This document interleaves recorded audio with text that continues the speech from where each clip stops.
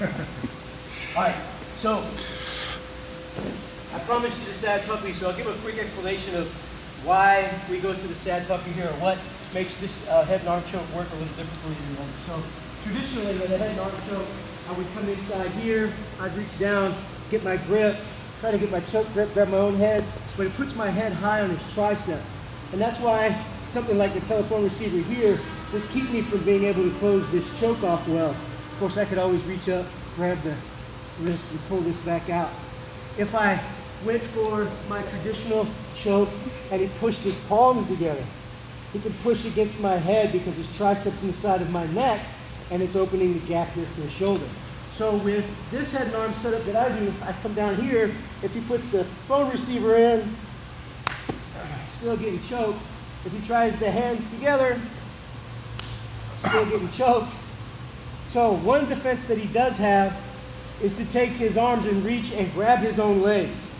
And then he starts to kick himself to the side. What it does is it creates a pressure on this side instead of this side.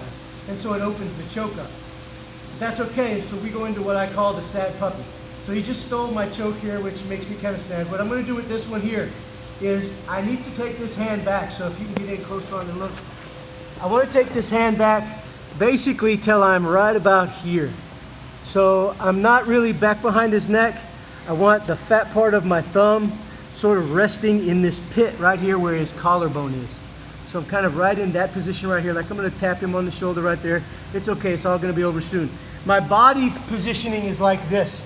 I can't be out in this angle here. I want to be at this angle.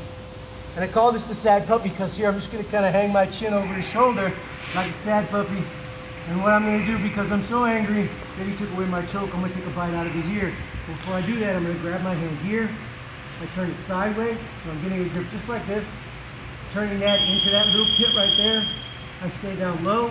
I'm going to pull this to me and go forward with my chest to finish my choke here.